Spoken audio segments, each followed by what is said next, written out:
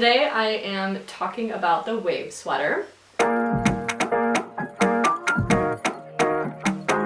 Hi, my name is Katrin and I am coming to you today with a finished object roundup. Essentially I really wanted to make videos because I really enjoy the knitting vlogs that I get to view as well as the project compilations, but I also just feel like I have a lot to gain to hear from people's perspective in a longer form and really focusing in on one project and what your perspective is. And I want this to be something that anyone can go back to. Hopefully I'll also translate it to notes on Ravelry, so if you look up projects you can see my thoughts there, but then really just have a digital video form where you can go through, see all the things I've made or designed and hear my perspective, the choices I've made, see the size of it on me, all of those good things.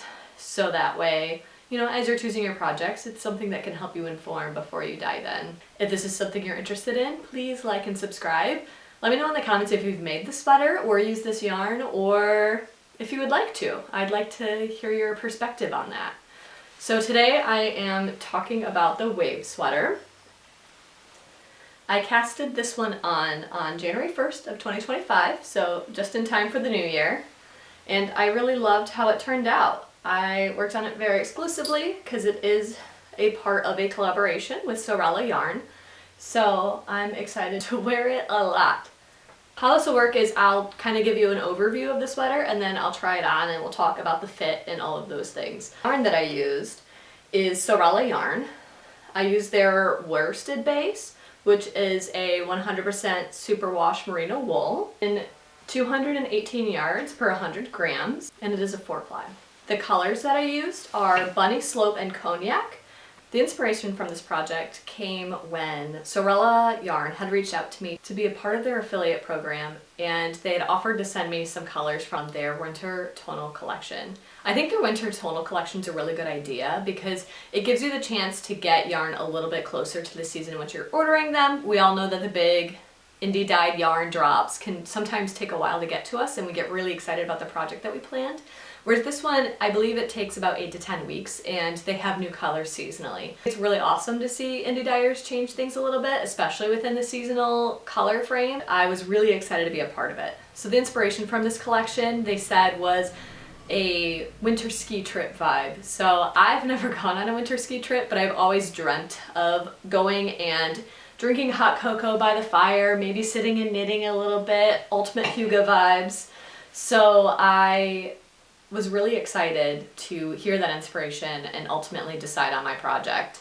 This has been one that I've had my eye on for a while. I've really been loving knitting very graphic, stranded colorwork sweaters. And I wanted something that would fit like my Flower Power pullover because that has been my constant wear, my first go-to since finishing it last spring. So I wanted to take all of what I learned about what I enjoy wearing with that one and create my next project, especially thinking about a ski lodge and what I would want to wear when drinking my hot cocoa. So with all the inspiration I had and the colors, I had really loved the idea of putting a soft blue together with this rusty cognac.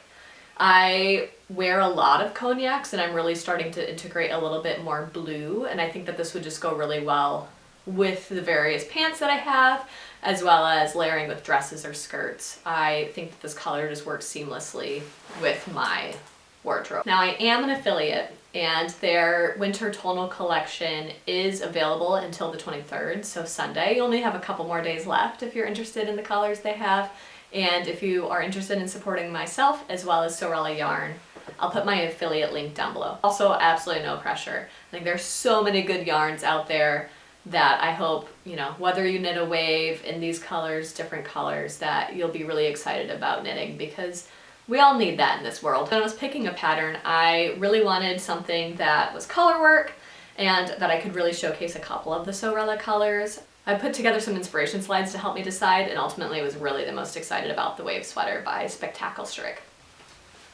So here she is on. I'm really excited about how this fits. I feel like it's a good oversized fit on me. I'll have to do measurements of the sweater compared to my bust. I'm pretty sure I'm a 38-inch bust, so this is where she's at, but I'll add that here probably, talking about more what my final pit to pit with my bust measurement is, so you can kind of see what the overall ease is. I will talk a little bit about the yarn first and my thoughts working with that, and then we'll go into the pattern. So for the yarn, I again used Sewrella worsted. I had to gauge swatch just because the pattern calls for an Aran held with Aran plus mohair, and I thought the worsted would get me close to the Aran plus worsted sort of gauge, but I ultimately had to go up in needle size just to make sure that the width and the length were appropriate for the gauge required within the pattern. Ultimately, I think worsted was a super easy switch within the pattern, and I am happy with the results within that based on their photography to my final sweater. I did not alternate skeins, but I think especially with the tonals, everything is very even, and I haven't seen any striping come through for not alternating the skeins. So I think they did a really good job with their dye lots just to make sure that every skein that I had worked. And I believe I used 4 complete skeins of the bunny slope for the main color and 3 Cognac for the contrast. This yarn is super fun to work with. I really know Sewrella for having soft plushy yarns with these really soft colors, and I really like the balance within that. And it felt like knitting a cloud when I was working with this worsted base, so I really enjoyed that. It was one of those moments where I took a chance to think about the tacticalness of knitting as I was working through every stitch, and so having that softness just felt really nice, especially as I've been working with really woolly wools. So I think that it was a good switch up, and I enjoyed it a lot, and I definitely want to make more with this base because I haven't used worsted a whole lot. I've really worked within fingering and DK, so it was nice to work in this larger gauge, especially with such a plush yarn. When I blocked it, there was no color bleeding, which is great, especially when you put a dark with a light color. So I'm really happy with that. I don't think that I had anything weird happen to either of the colors within the blocking process, and there was no color discharge when I had ultimately gotten rid of the excess water, I guess, from blocking.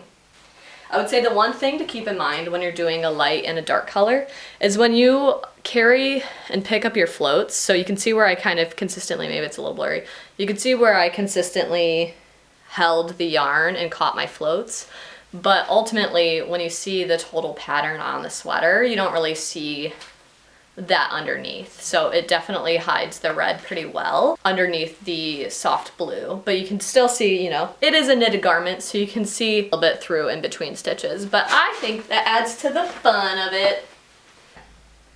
I think that's all I had for yarn. Yarn was great. I would highly recommend it, and that's not just because I'm an affiliate. I would say absolutely nothing about it if I didn't feel that way, but I love it.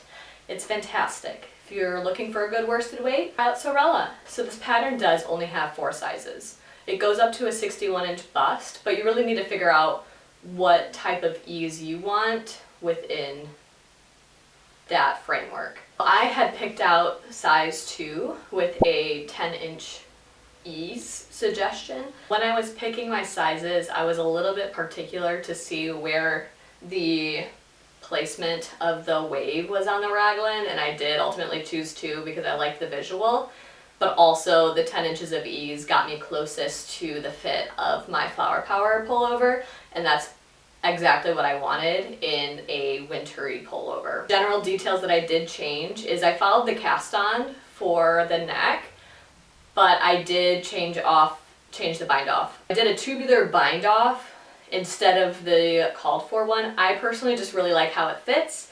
I like that it's stretchy. I always put my sleeves up over my elbows when I get a little warm and my elbows get a little irritated, so I need it to have that elasticity, and it's never served me wrong. I will probably always switch that out for my bind offs until I decide to try something new or see what the pattern has if it's one that I haven't seen before, but I'm a tubular bind off girly through and through. If you've knitted heirloom, you're welcome.